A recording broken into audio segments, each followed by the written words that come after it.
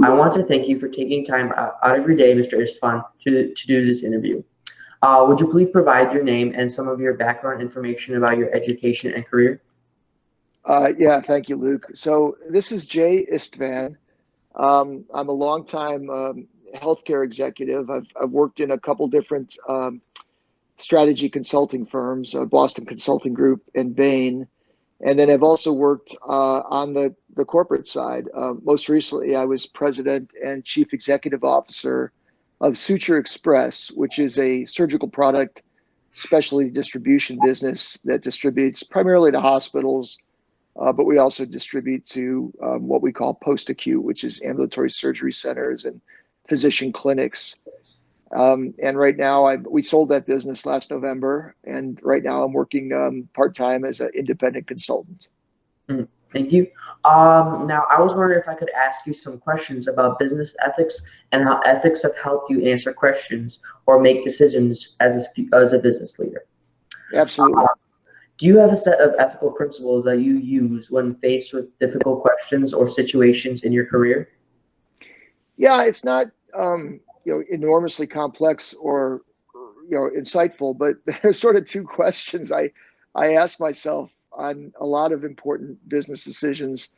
One is if this ends up on the front page of the Wall Street Journal or the Chicago Tribune or any major newspaper, am I okay with that? Do I feel good about the position I've taken, that my business has taken, that me and my team have taken?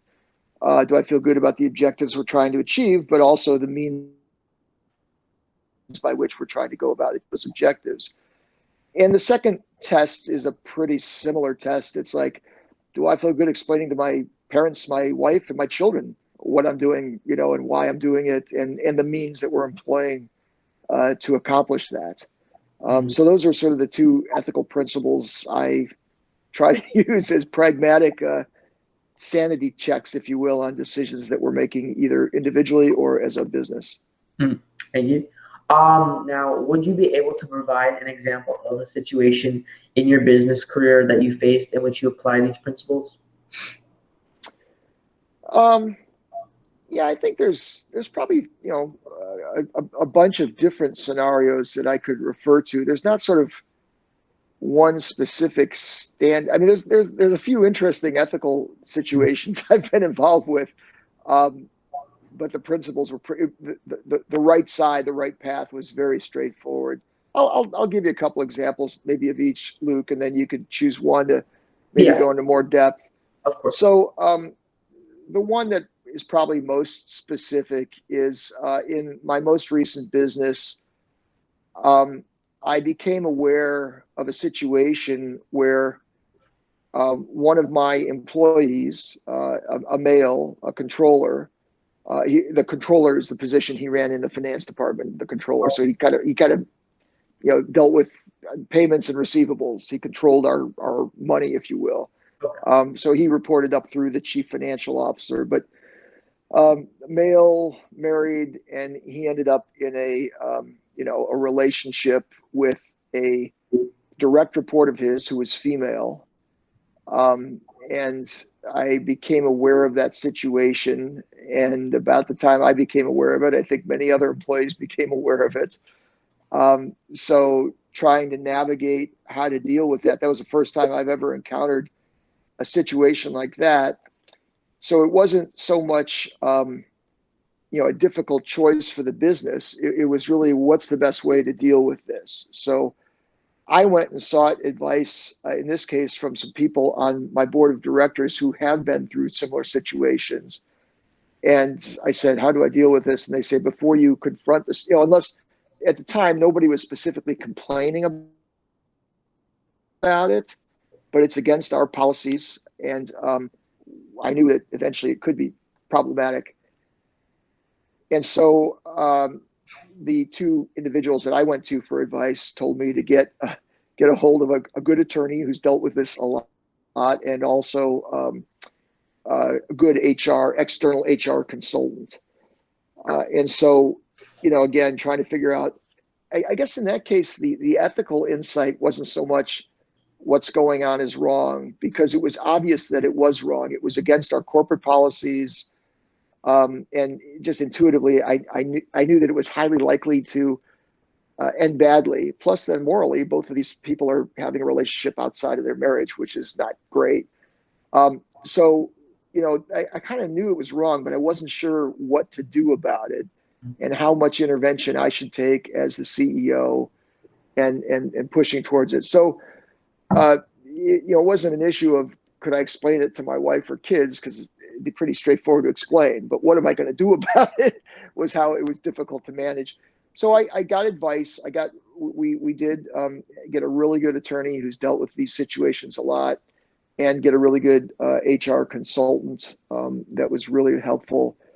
And they basically told me that I would need to, eventually terminate my controller, because he was violating our policies, and we had to show that our policies were real and that we can't condone this type of behavior.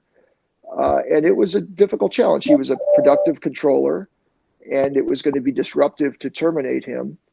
And I also, respect that it could blow up for him and his family. We tried to do it as quietly as possible, but I think it eventually got back to his wife. But so we ended up terminating him, and we were supportive of the direct report whom we had the relationship with. So I'm not saying either one was a victim or a perpetrator, but to some extent, the advice I got was I had to let the controller, the senior member who was, having a relationship with his underling, I had to terminate him. And then we sort of, counseled the underling to say, you understand why we terminated him? Are you okay with this? We're not terminating you. We're still holding you in good stead. I was very fortunate. Maybe she was looking for something else, but because then once that's out there, kind of the embarrassment factor. But she was a terrific accountant, and actually, our accounting firm ended up wanting to hire her. And normally, we have a non-solicitation of employees, so the accounting firm can't pick off my employees, and I can't pick off employees of the accounting firm and hire them directly. But they approached me, and I said I'd be happy to waive the non-solicitation. So she ended up actually getting a better job out of it. But this is well after we had terminated the controller, and he left. So it was sort of, the difficulty was I knew what was going on was wrong, but the two decisions I had to make was, how aggressive do I do something about it? And can I do it without being judge and jury on humanity? All I really wanted to be judge and jury on was the policies within our company. I wasn't trying to say it's right or wrong to have a relationship. I was just saying we've got policies within our company, and we need to adhere to that. And so the judgments I had to make was kind of how aggressive, and then also how broadly to connote my domain, if you will, in this space. And we were fortunate that we ended up steering clear of this. It created a lot of gossip internally of the company, which wasn't productive, but it wasn't aggressive gossip. It wasn't hostile gossip. I'm sure it just was kind of led people to be distracted at times. So that's where we got to. And it was, it was effective. So that was kind of the most interesting ethical dilemma I'd say we came with. I came away with.